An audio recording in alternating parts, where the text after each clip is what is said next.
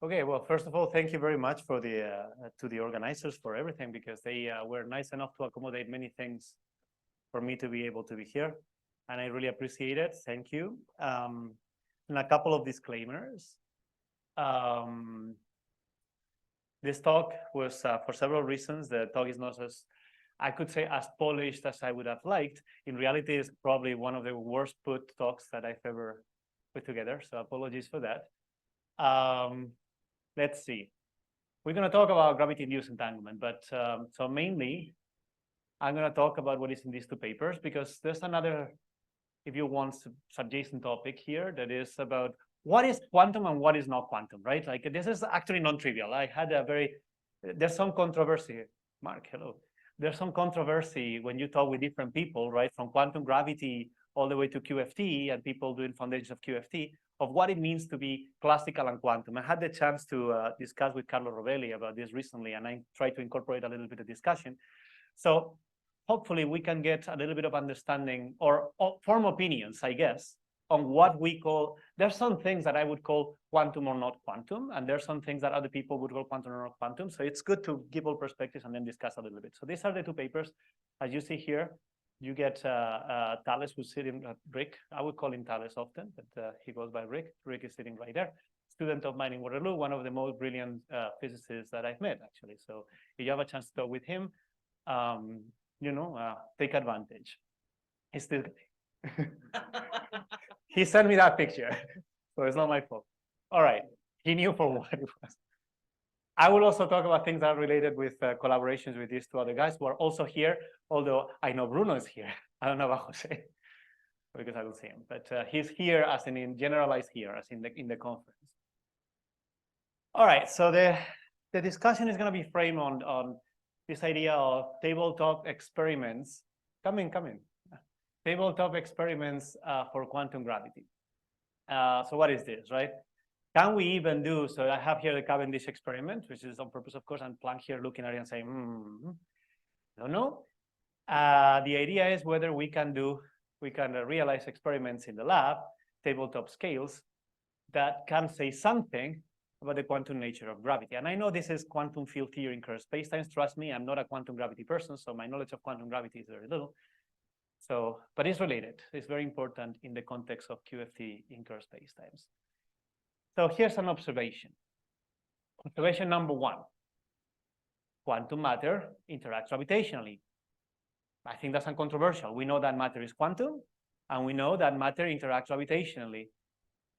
You just need to look at the sky to realize that, or maybe drop, I'm not going to drop it, drop a computer to the floor, and we realize that indeed, those microprocessors that you have there with like 10 nanometers tech will fall. Okay, so quantum matter certainly interacts gravitationally. And we know several things, right? We know, for example, that, well, we don't have really a framework for quantum gravity. People may object. We have many frameworks for quantum gravity. We don't have a framework that consensus accepted for quantum gravity. But we know that hybrid models are inconsistent, right? Meaning that I have a couple references. There's way more that I can put in here. But you cannot couple building a phase-space construction for quantum systems coupled to classical systems is inconsistent. This is well known. One of my favorites, actually, I don't have that one here. That's obviously is not as foundational as these two, but one of my favorite consequences that you get when you couple, if you keep on, it's inconsistent, you cannot, okay, that's settled. But if you keep on trying to do it, you get things like suddenly you can violate Bell inequalities on the classical sector, which is a contradiction within the theory. Anyway, we know that certainly by the fact that our model for gravity is not quantum or is classical, if you want, our best model for gravity, if you think of semi-classical approximations, and the fact that we have quantum matter coupled, that, okay, something either gravity is quantum or we don't understand well how matter and gravity interact, which is probably a mixture of the two, right? Anyway, but the idea here is like, well, but we can now, so our technology to do experiments, I mean, a shout out that I don't have here cited and I should, Markus Aspelmayer in Vienna and his group, they're doing quantum Cavendish experiments and microscopic Cavendish experiment. They're working on two fronts. They're trying to get Cavendish-like experiments where masses that are really tiny, and they can detect accelerations now of the order of 10 to the minus 11 G, 10 to the minus 12 G. Oh, what happened? It crashed.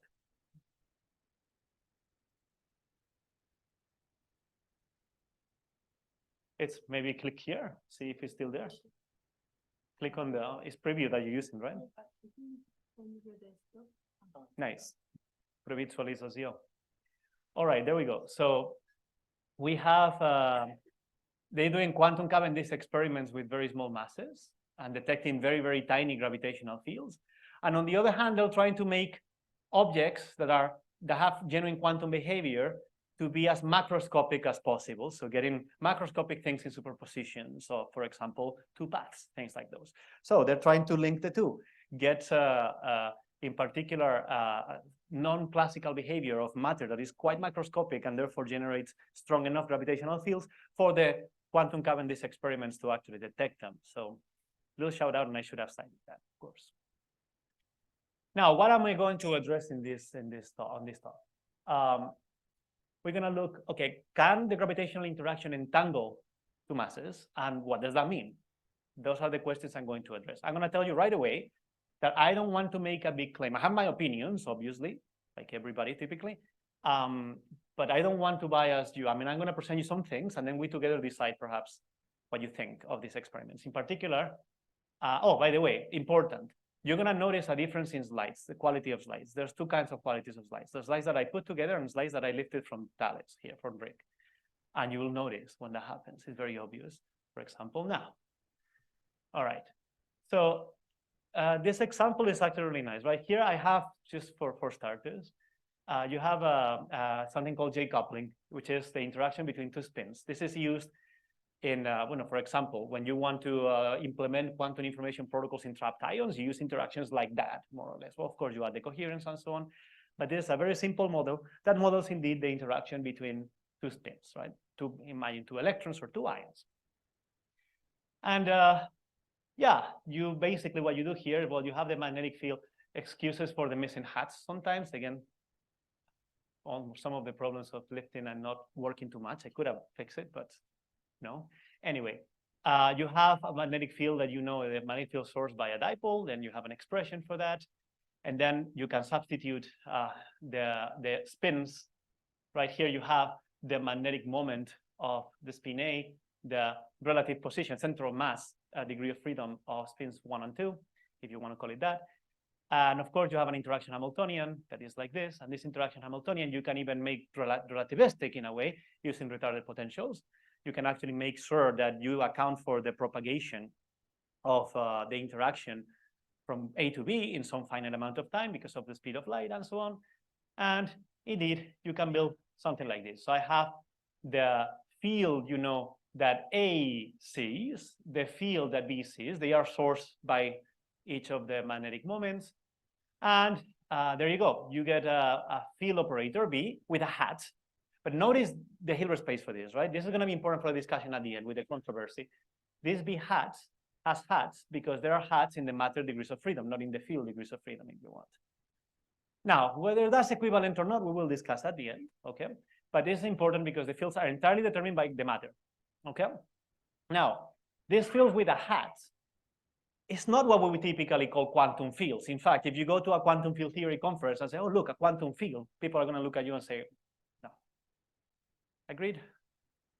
All right, let me call these kinds of fields quantum controlled fields.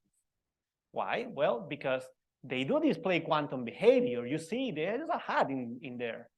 These are operators in a Hilbert space. There's some quantization map going on, going from some phase space, degrees of freedom, to some Hilbert space representation, some self-adjoint representation in Hilbert space, right? However, I call them quantum, or we call them quantum control fields because the quantum part, in a way, comes from the matter. Okay, makes sense? In the old language, first quantized versus second quantized if you want, but I'm not going to get much into that.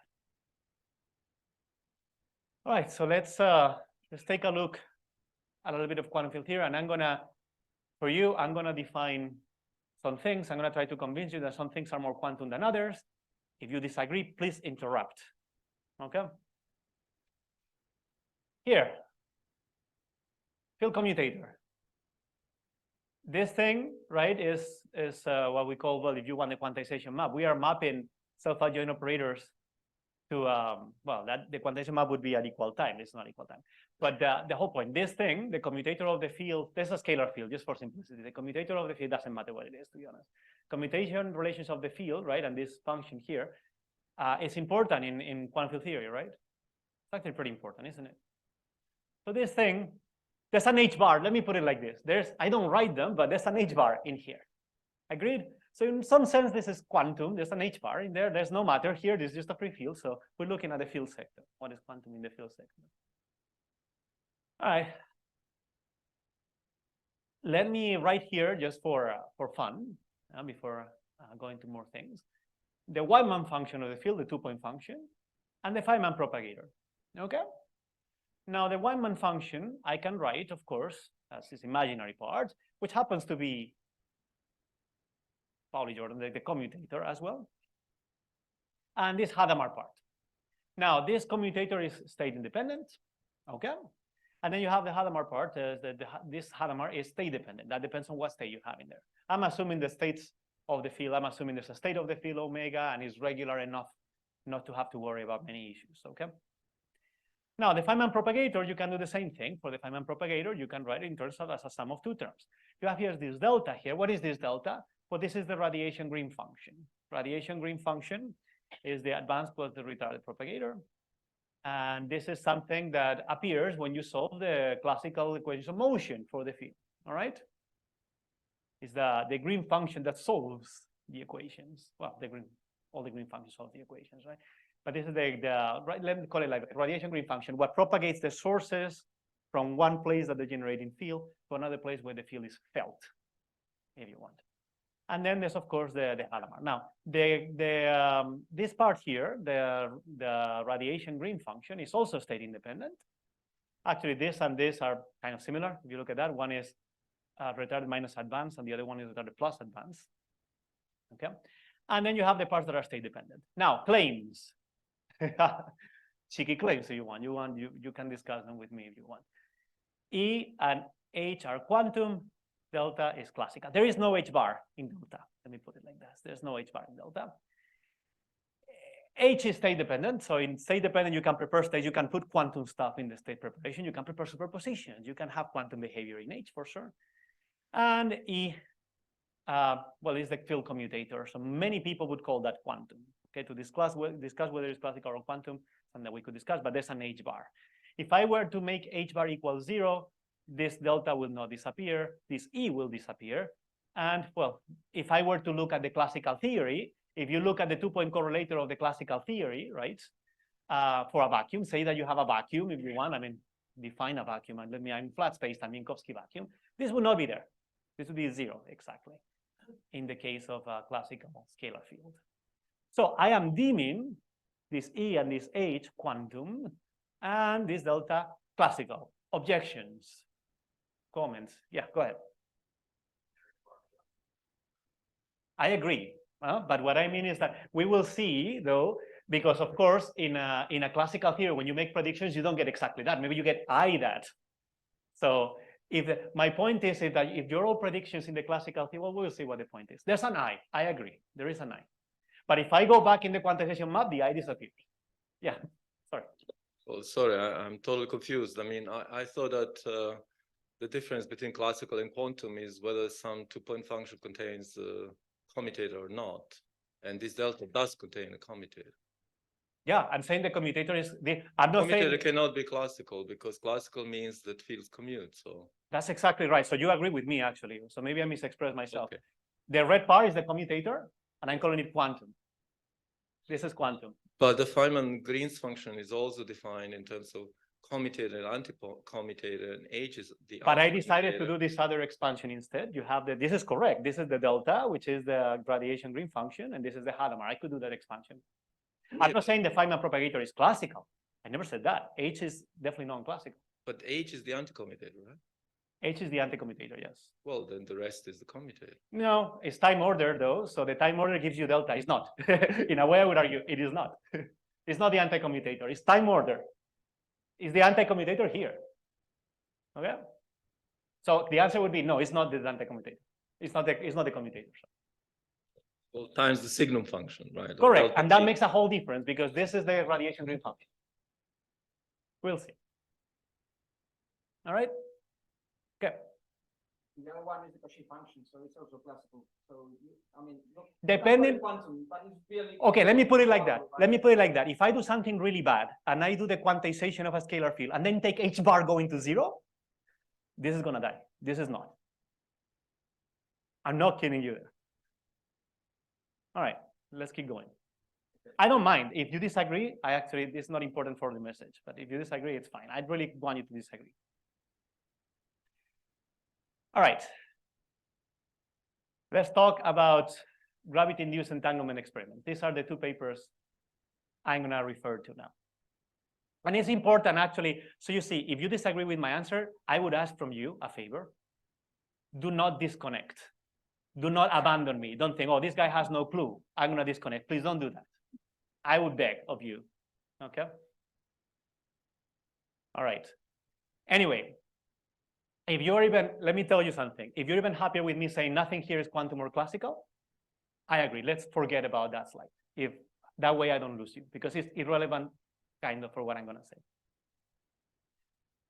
All right, imagine that you have, this is the, and we're gonna talk about something called the BMV experiment. This is something proposed by Sugato Boss's team, and then talked about by Marletto and Vedrado. Now, the idea here is that we have two masses in a superposition of going through two different paths. Okay?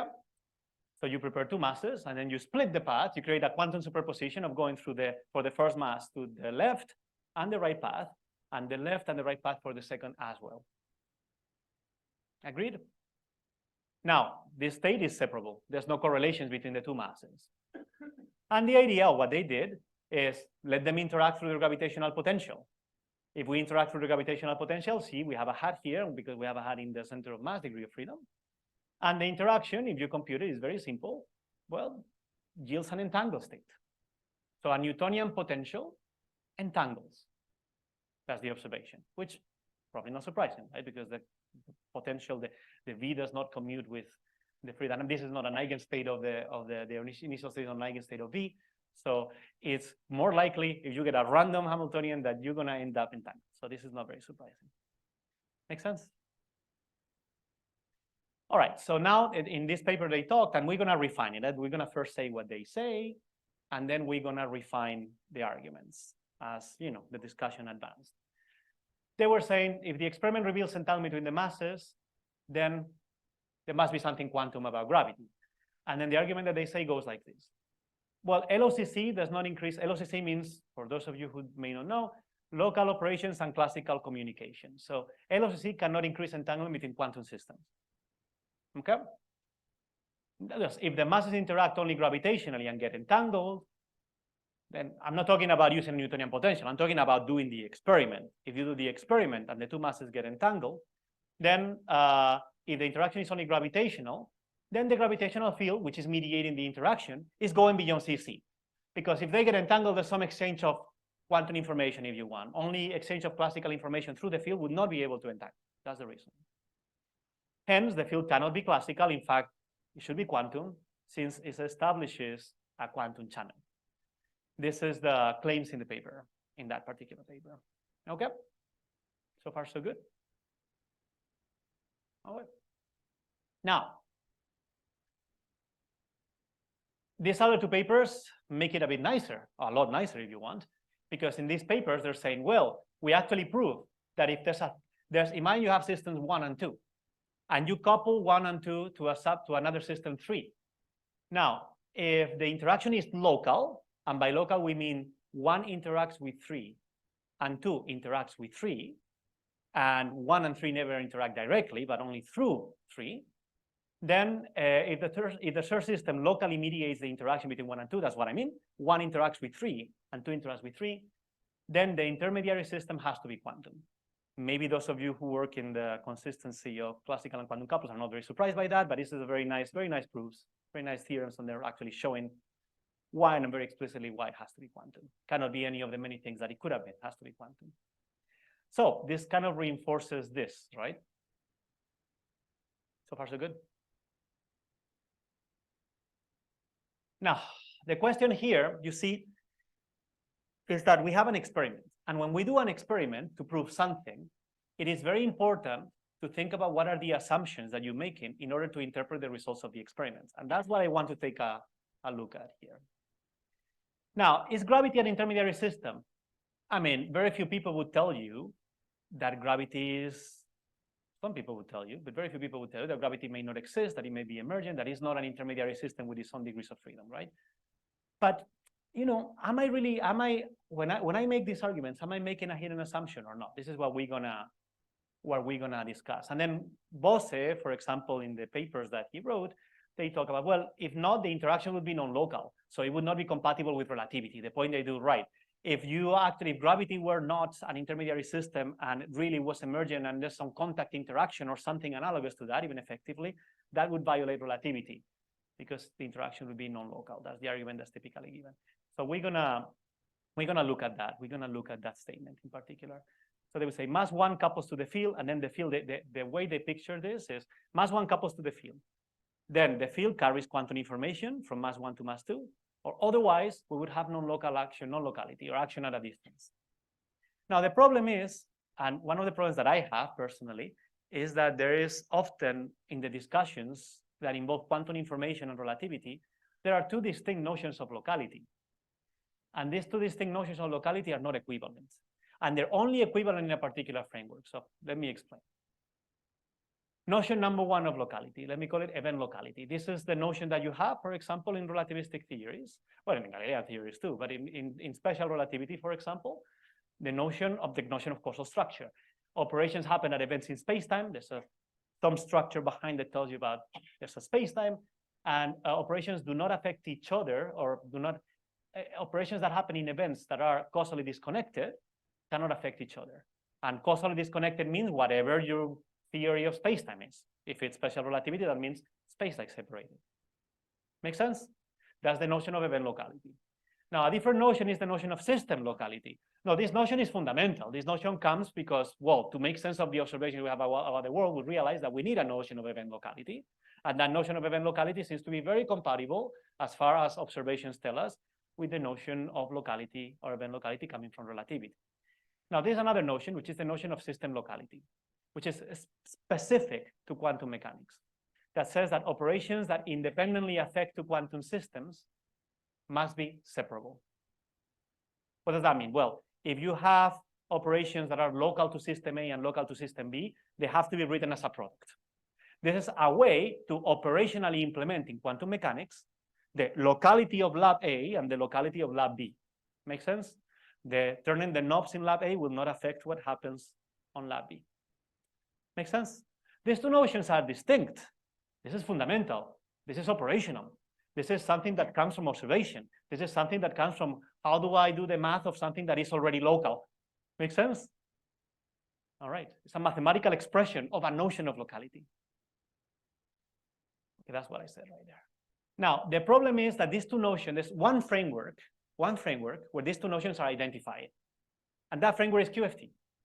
In QFT, you have several actions. Two of them give you the linkage between these two. You have microcausality, and you have the structures of the algebras of observables that actually link the two. So the notion of event locality and system locality are only linked, as far as to my knowledge, are only linked in a context of doing a relativistic QFT. Okay? So if you assume the two notions are the same from start, maybe you're assuming already that you are working with a QFT. That's one of the things I want to think about. Okay. So now I'm going to give you, and this is why it's important to talk about, and we will see when the classical, the radiation green function, what I call classical, and the other parts that I call quantum here or not, come into play. I'm going to give you two descriptions for the B and V experiment. Okay. And first, I'm going to give you, an introduction to the two, and we're going to go back to the analysis, the QFT analysis that I mentioned before that many of you may not agree with. So it's going to be, I think, hopefully nice. Okay, first way of modeling it. Consider first weak gravity, of course, that we're going to be in weak gravity. Nobody would argue probably, right? That two masses in superpositions of two paths, Interacting gravitational is going to be strong gravity. So yeah, weak gravity. We have flat space-time and then some perturbation caused by the masses. Now, in the first model, what I'm going to say is like, well, of course, this h mu nu, you can actually write it as generated by some t mu nu, t alpha beta here, right? And what is the contraction, if you want, with this object here? And what is this object? I didn't write it here, but this thing is the radiation green function. This is what propagates the sources to points in spacetime, to the field they produce in points of spacetime. Okay, classical field theory here. All right. Now you can actually couple a point like mass to it, and of course that gives you a form for the t mu nu. Now, of course, this is a classical, fully classical setup. There's nothing here in superposition because matter is classical and gravity is classical. Everything's classical here. Field's classical, matter is classical. So this is uncontroversial. This is how you would do it. If you want to find the gravitational field generated at point x in spacetime, when you couple a point like mass going in a trajectory z of t, this is it. And this is a classical field theory, and this is you'll see the radiation green function. All right.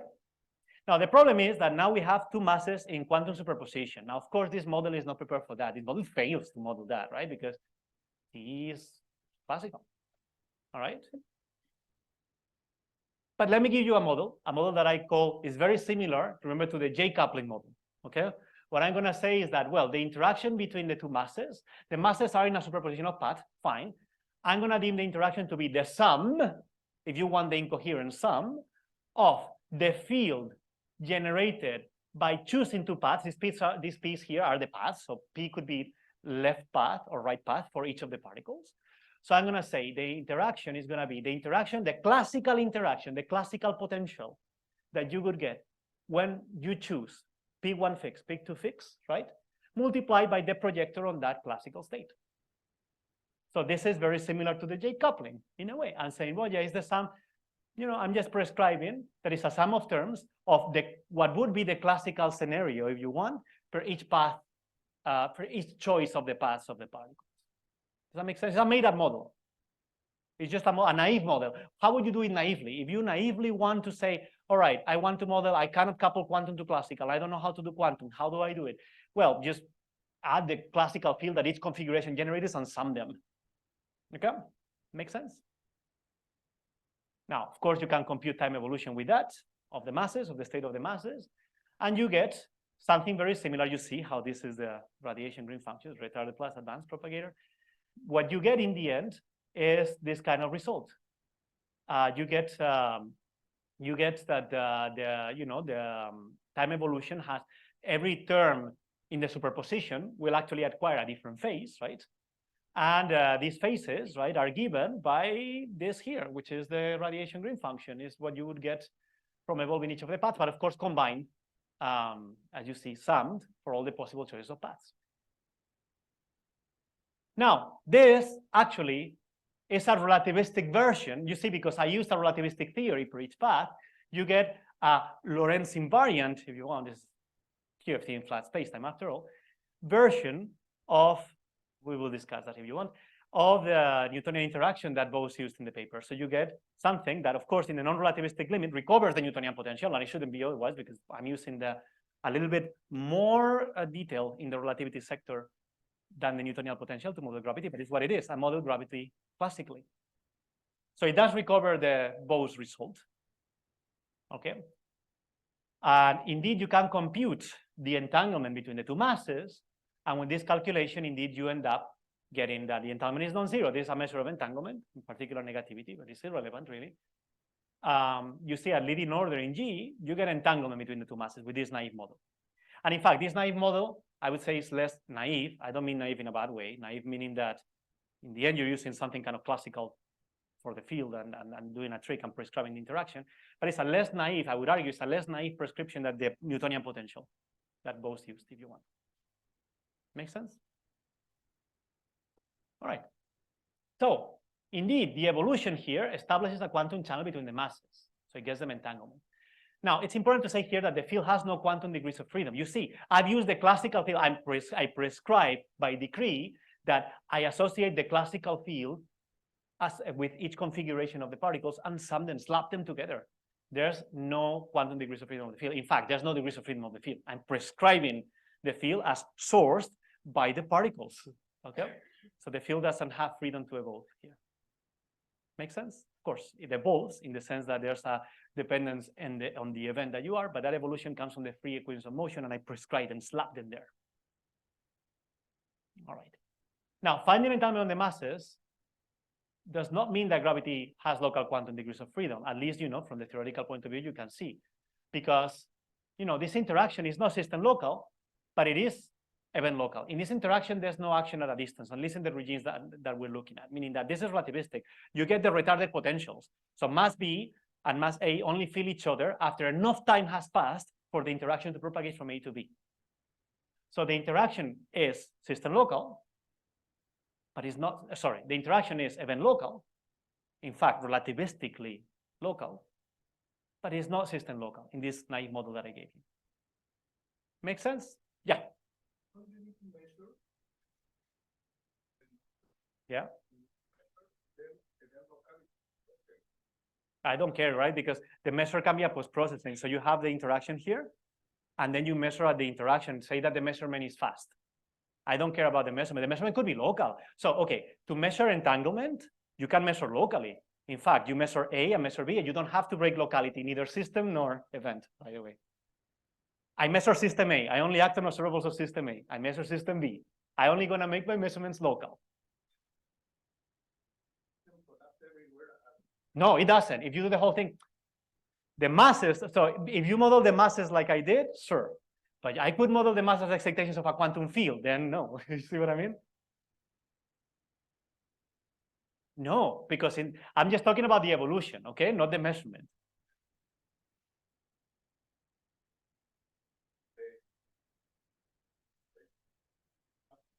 Yeah. And then I would tell you, I would not model the measurement the way you say. I would model the measurement fully relativistically, of course. I would model the measurement fully relativistically. See what I mean? Like, I would not model the measurement as, oh, I apply a projector. Yeah. We can discuss it later if you want. Yeah. All right. So here, claim. I think nobody will have any problem with this claim. An interaction established in a quantum channel does not mean that it's mediated by a quantum system, while still being event local. So demanding that the interaction is event local does not mean that a quantum system has to mediate it. That is the missing link, in my opinion, in the Marletto-Vedral and Bose reason. Okay, that's my claim. Because I just gave you a model that is event local, but not system local, and gets the two masses entangled. Make sense?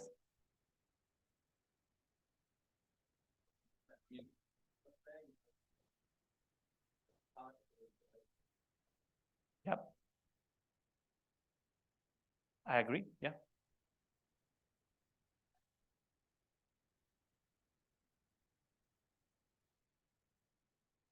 Say again?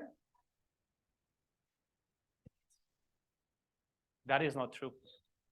I can give you, so for example, look at the Newtonian case. Look at the Newtonian case that Bose did. And that one is not event local. They have two paths. It is event local because I'm using the relativistic equations of motion for the field. From the source, from the field that's generated by the source. See? And go back there. Right. Because of this little bit here, right, is the reason it's event local. Because you get the radiation green function. There's retarded potentials in here. So if you have a retarded potential, I agree, it's event local. But if you use a Newtonian potential as instantaneous interaction, then it's not event local. See what I mean? Instantaneous interaction? Yeah, like the Bose calculation, you see? This one. If I, instead of using my relativistic equations, I use this to interact the two masses, that's what Marletto and Vedral did, right? You get this state. And that interaction is certainly instantaneous in the sense that the mass A, mass 1 feels mass 2 instantaneously. There's no propagation of the interaction here. That is not event local. So yeah, having two paths doesn't mean event local. There's another subtlety here that if you have gravitational interaction between two paths, then you don't have an identical definition of the states between system particle A and particle B. We can discuss that at the end because that's some of the things that the subtleties I'm going to discuss later on. Okay, Yeah. thank you. More questions?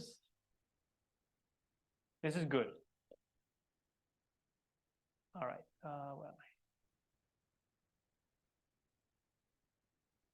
I? Okay, here. Okay.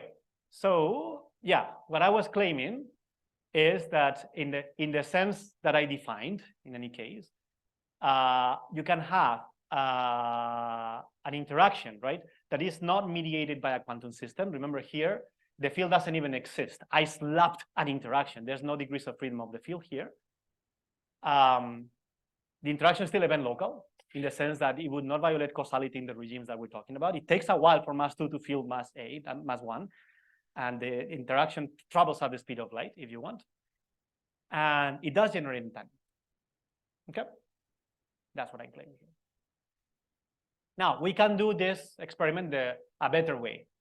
So model this experiment a better way. And the model in a better way is, well, let's consider QFT to do the experiment, to model the experiment. This is easy because it's weak gravity. So we know how to quantize weak gravity, no problem. So we put hats on the metric perturbation. We couple the stationary tensor of the particles to the quantum now gravitational field. And of course, the argument here is no matter your quantum gravity, right, your choice for quantum gravity, one should perhaps expect that the weak limits of quantum gravity is linearized quantum gravity. All right, so we do that. Now you see how the Hamiltonian now is not slapping anything, it's directly the interaction generated. So the stationary density generates the gravitational field. Everything is quantum now. So I don't need to make assumptions or slapping. This is directly QFT. I have an initial configuration for the masses, an initial configuration for the thin union.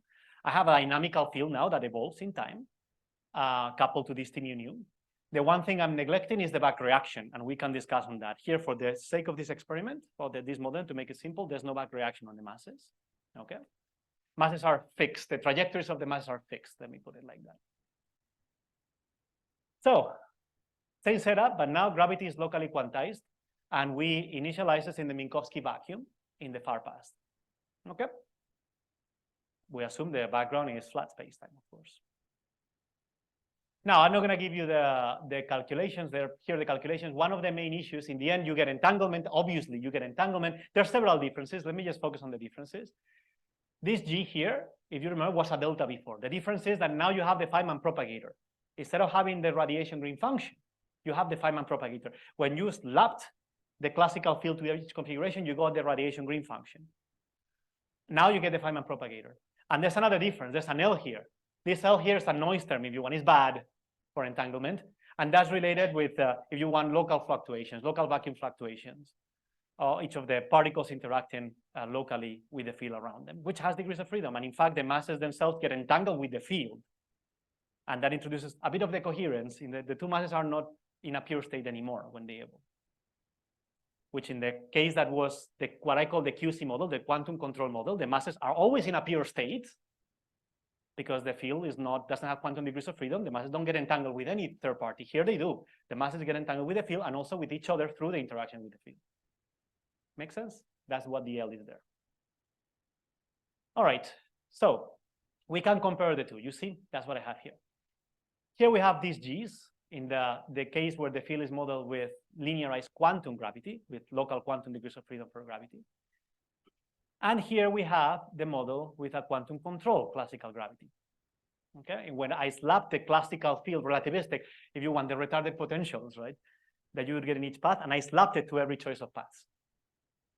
Now, just look at the differences. There are very few.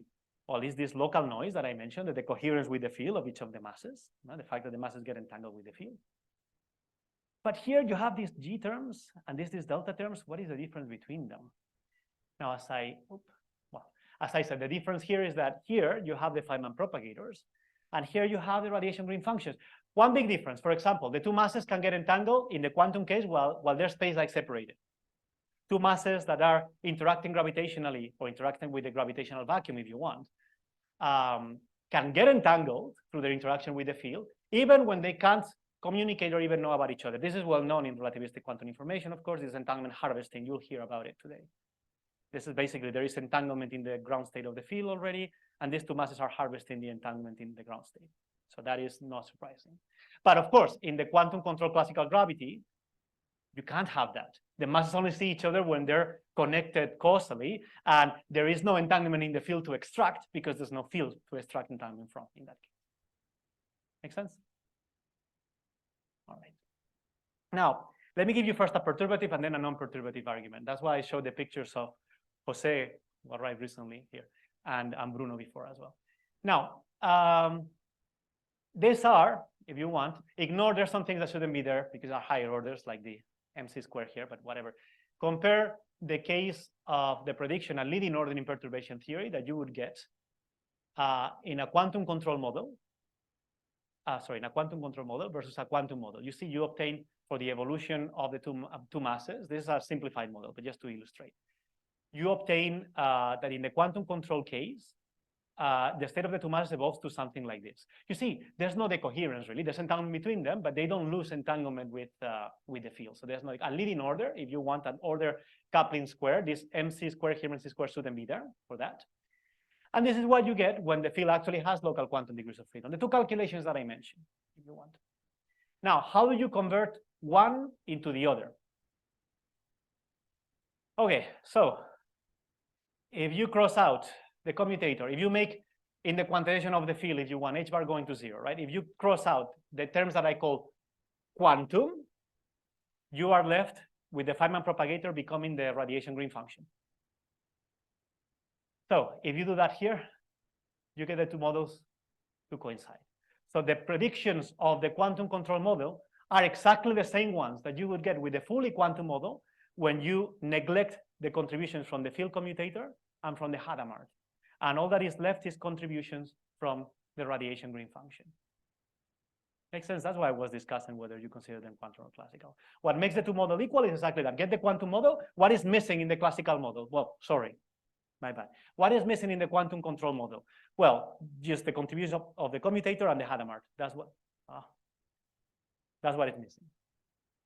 Okay. In fact, I showed you this is a perturbative argument, but this is true. And here you can do this is the part also with Jose and Bruno, of course, Thales, Rick.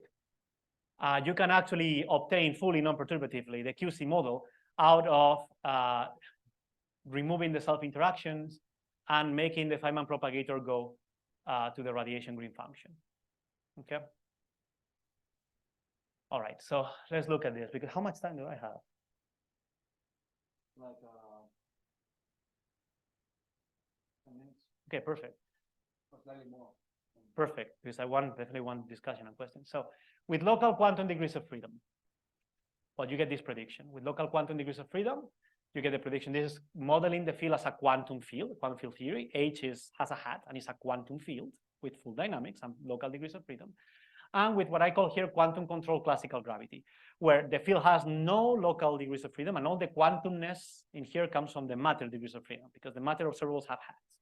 And I slapped the classical potential, Wigner-Eckart potential though, meaning like the retarded potentials, the full relativistic expressions. Okay, in the sense that retarded potential, relative, event local interaction, if you want. And this is the prediction that I have. And the difference, it's clear. These two things don't predict the same thing. Now, there are regimes where the predictions coincide. What are those regimes? If the interaction lasts for a long time, that's one of them. If the interaction lasts for a long time, if you don't care about the two masses being space-like separated, if you want them in causal contact and interacting for a long time, this model is exactly equal or exactly, very approximately equal to that one. In the infinite time limit, this goes to 0 for the interaction. And in the infinite time limit with a lot of causal contact, this G goes to delta. So you predict exactly the same thing with both models in those regimes. Now, the problem is that the VMB experiment is actually done in those regimes. So the current proposals is proposing those regimes, okay? Now, one big difference is the entanglement when space-like separated appears in the fully quantum case. Now, if you want to identify, I would say, local quantum degrees of freedom, observer entanglement while the masses are space-like separated is certainly as what I call smoking gun, as a clear signal of it. Now, the problem is that the current proposals work with regimes where the masses are within causal contact. Now, let me tell you, so gravity-induced entanglement, the VMB experiment, let me tell you what it does prove, in my opinion, and the one thing that I am trying to discuss with you, whether it proves or not, without further assumptions. Now, it does prove that semi-classical gravity fails to describe the experiment. Obviously, semi-classical gravity will never get the two masses entangled. If you just take expectation value of T mu nu hat, you will never end up with entanglement anywhere in the evolution through the interaction with the gravitational field. It's also proven that gravity sets up a quantum channel between the masses. If you do the experiment and see entanglement, certainly you've proven that gravity can entangle masses, sets a quantum channel between them. Now, what I would argue, though, is that the experiment doesn't prove that gravity has local quantum degrees of freedom unless you make further hypotheses.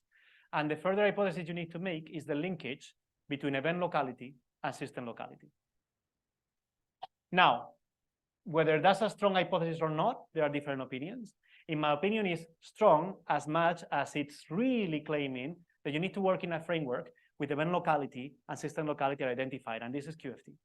This is the framework where the two ones are identified. Now, in saying that the experiment is evidence for quantum properties of gravity, one is not only assuming Lorentz invariance. This is what Bose said, that only assuming Lorentz invariance is enough. What I will say is that one also needs to assume that there is a gravitational field with independent degrees of freedom. Okay. Now, a couple of criticism of this discussion.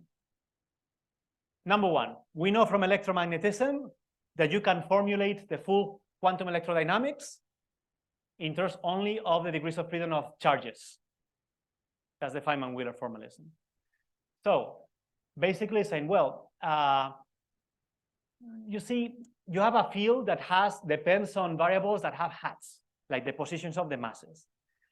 And then if you have a field like that, you say that you don't want to call it quantum, that field. But come on, maybe it's exactly the same as in the Feynman-Wheeler. Maybe it is quantum. If it's depending on operators that act on the matter degrees of freedom, the field has to be quantum. That connects as well with this, right? If you see, if the quantum gravity hypothesis is that the field does not have sharp values in general, this is a question that I often get. But does you feel B that I wrote in the, let's even talk about magnetism. Is the spin, let me put it like this. Is the J coupling proof that electromagnetism is quantum? Or do you need something that needs to be explained with quantum electrodynamics to claim that the electromagnetic field is quantum? Now, the reasoning used in the BMV experiment would tell you, no, and a Coulomb potential entangles charges. Therefore, the field has to be quantum already.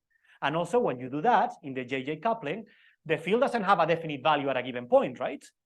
Because it depends on operators of the masses, and the masses are in superposition. They're not in eigenstate of that. So the field is in a superposition. People would even say sometimes that space-time is in a superposition here, which for me is very uncomfortable because there's no Hilbert space for gravity here. What does it mean that space-time is in a superposition, right?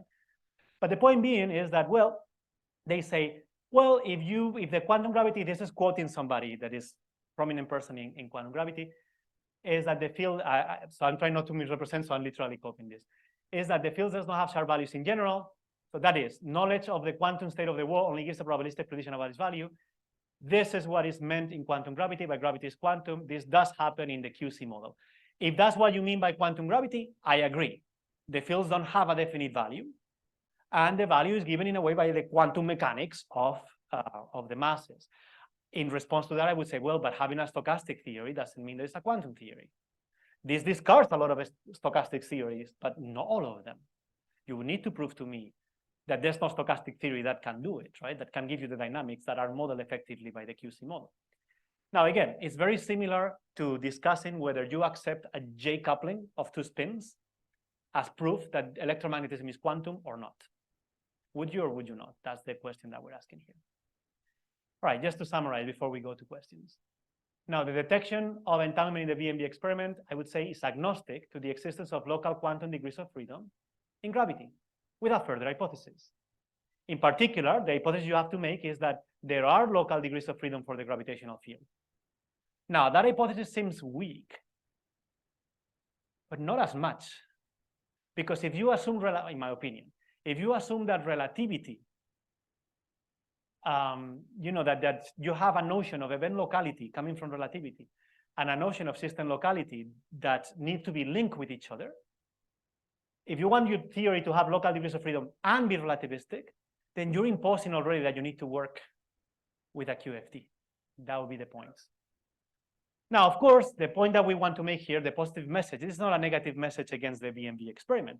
It's very easy to actually modify the experiment, well, very easy in theory, to modify the experiment so that it does not rely on that hypothesis. There are several regimes in which you can do the experiment. If you find entanglement, you cannot really explain it with a QC model.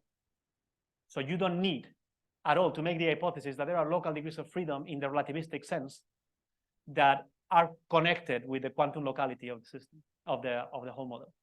And this is, for example, two masses in space like separation, or two masses like, you know, Walt and Flaminia and Esteban proposed, two masses that interact only for half of the lectures in time, as in like you only look at when the first signal arrives, or maybe masses that are going in trajectories that are not just fixed, but let them dynamically evolve with some other external field. In all those cases, the QC model would fail to make the predictions, and you can actually discard QC models with those experiments. And I think that's pretty much it. I would really love to hear questions about this. Thank you.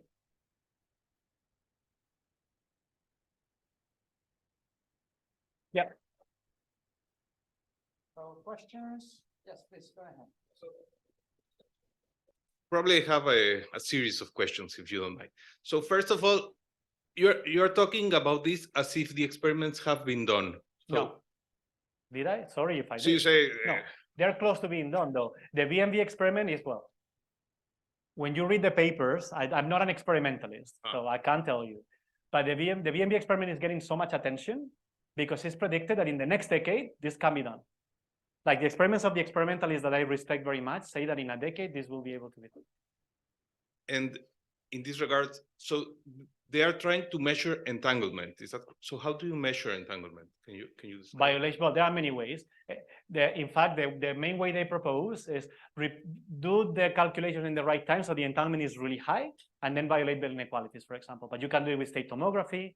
You can do it with entanglement witnesses, but you only need local measurements. That's the point. You don't need to measure both at the same time for entanglement. You can do local measurements on A and B and see that entanglement, like in Bell inequalities violations. Yeah. But you're getting to my point. So Bell inequalities are violated. I mean, we have experimental evidence that event locality is not a feature of nature. Hold on, I don't understand that question. Yeah, Bell inequalities can be violated. Event locality, so what the violation of Bell inequalities does not disprove, you know, what it disproves is local realism, not locality. You see, local realism has two sides that could fail. Could be the locality part that failed, or it could be the realism. In my opinion, one typical misunderstanding is to say, oh yeah, there's no locality because there's entanglement and you violate Bell inequalities. The preferred option is realism to be violated. By realism means that, you see, locality means that what I do in my lab will not affect a lab in Alpha Centauri. So locality is, if you go relativistic, is literally very strongly connected with signaling. So you cannot communicate through entanglement. So while it's true that Bell inequalities disprove local realism, the consensus is that it's realism, the part that fails, not locality. We do believe that we have independent labs that can do independent experiments, and there have been many experiments to actually try to test locality at the locality loop, and this is considered closed as of now. So no. I would tell you that all our experiments prove that nature is event local.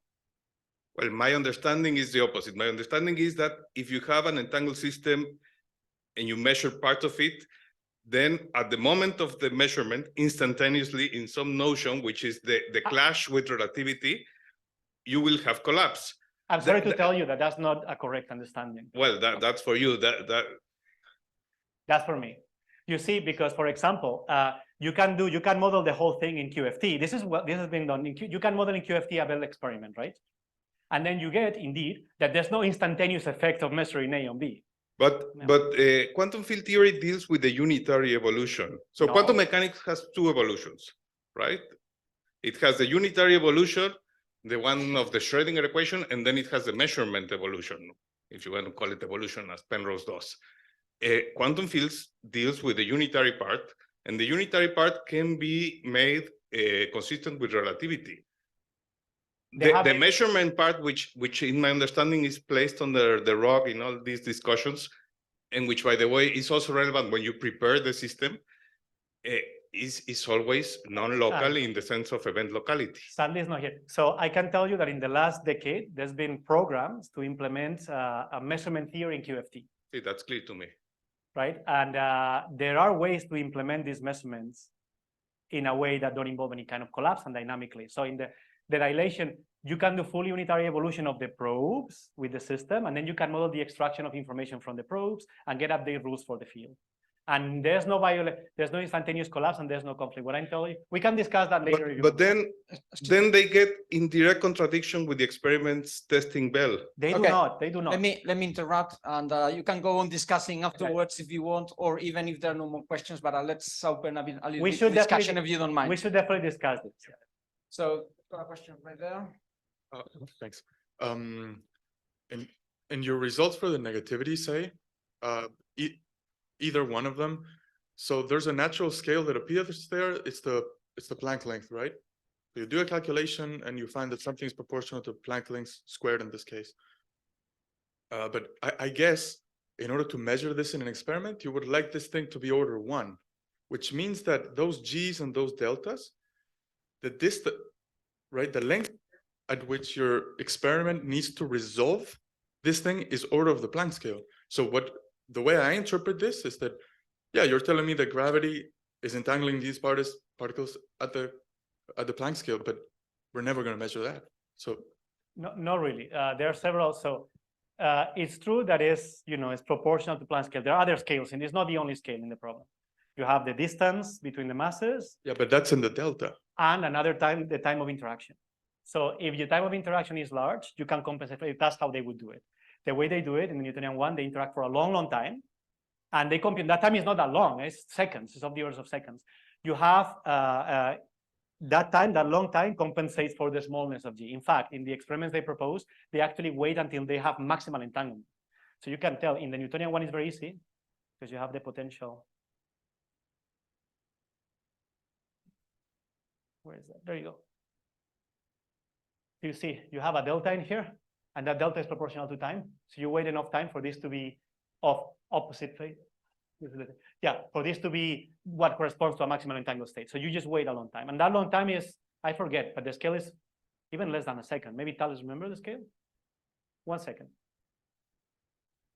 I can show you the references. Okay, yeah. okay. But you compensate with the duration of the experiment. There are other ways to do it. You can repeat the experiment many times and gather statistics. But you still need to compensate at 10 to the minus 35 seconds or something. But you see, the time of that needs to compensate, this is 1 second. That's what I'm telling you. It's not huge. Yeah, okay, maybe you can explain it.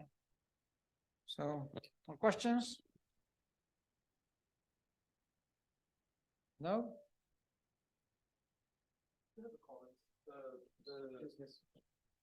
Just replying to the Green's function question from before, like to the why is the delta classical if it is proportional to the commutator as well, right? The retarded Green's function can also be obtained from the commutator multiplied by a Heaviside theta, right?